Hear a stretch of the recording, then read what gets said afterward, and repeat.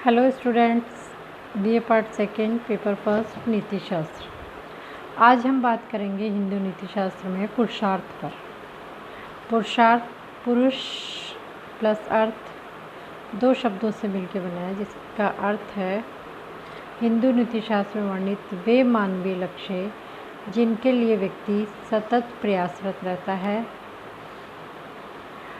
धर्म, अर्थ, काम, मोक्ष चार पुरुषार्थ स्वीकार किए गए हैं। इनमें से प्रथम तीन अर्थात धर्म, अर्थ और काम का संबंध यह लोक से है या व्यवहारिक लोक से है, इसीलिए इसे त्रिवर्ग की संज्ञा दी गई है। मोक्ष का संबंध अध्यात्म से माना गया है और इसे परम पुरुषार्थ के रूप में स्वीकार किया है।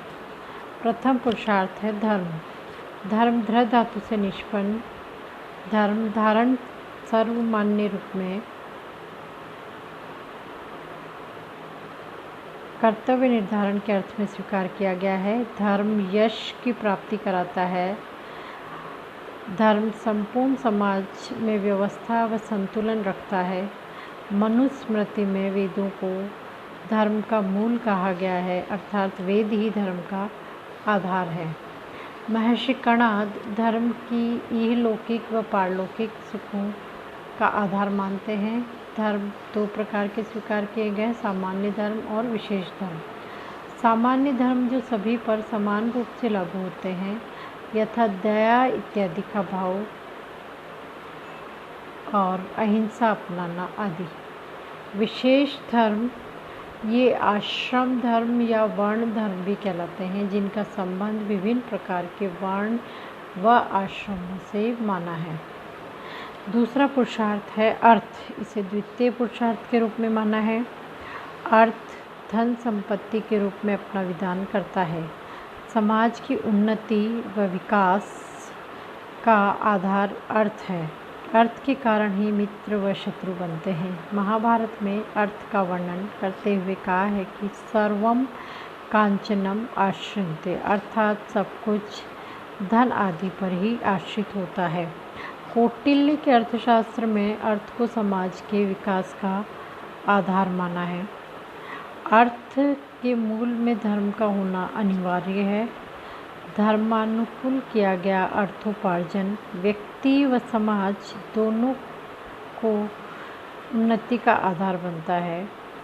धर्म विरुद्ध अर्थोपार्जन व्यक्ति का नैतिक पतन व समाज का नाश करता है।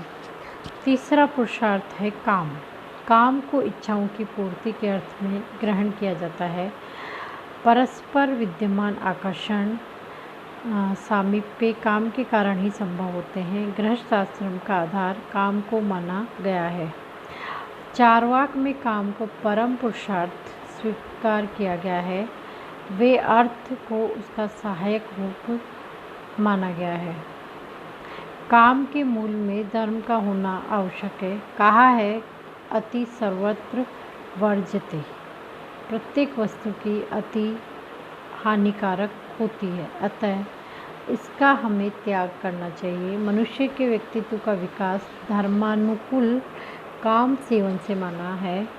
पाश्चात्य दार्शनिक प्लेटो के दर्शन में भी वासनात्मक प्रभाव को बौद्धिक प्रभाव के नियंत्रण में होना अनिवार्य स्वीकार किया है।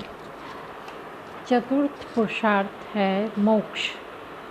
यह परम पुरुषार्थ है। मुच्य धातु से निष्पन्न मोक्ष छुटकारा पाने के अर्थ में प्रयुक्त होता है। मोक्ष का अर्थ होता है जहाँ व्यक्ति जन्म मृत्यु के चक्र से मुक्त हो जाए, वही मोक्ष है। मोक्ष का संबंध तत्व ज्ञान से है। जिस प्रकार सभी नदियाँ सागर में लीन हो जाती है, उसी प्रकार त्रिवर्ग का महत्व मोक्ष के अंतर्गत ही स्वीकार किया गया है। मोक्ष ब्रह्म ज्ञान की अवस्था है। इसे आत्मज्ञान या आत्मानुभूति के अर्थ में भी स्वीकार किया जाता है। मोक्ष विभिन्न दर्शनों में भिन्न भिन्न रूप में प्रयुक्त हुआ है। यथा चारवाक दर्शन में मृत्यु को ही मोक्ष के रूप में स्वीकार किया गया। इसी प्रकार जैन दर्शन में त्रिरत्न को, बौद्ध दर्शन में अष्टांगिक मार्ग को,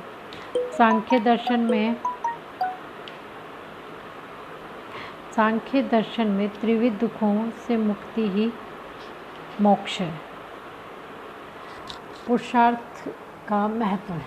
हिंदू नीति शास्त्र के अंतर्गत पुरुषार्थ चतुष्टय अपना विशिष्ट स्थान रखता है। यह मानव को संस्कारवान बनाता है। इसका संबंध व्यवहारिक लोक व आध्यात्मिक लोक दोनों से माना है। सामाजिक, आध्यात्मिक व नैतिक उन्नति का आधार पुरुषार्थ ही है। नीति शतक में कहा है कि पुरुषार्थ रहित मनुष्य पृथ्वी पर बोझ के समान है।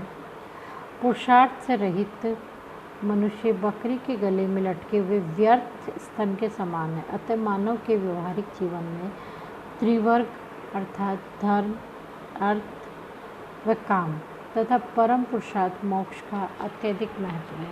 धन्यवाद।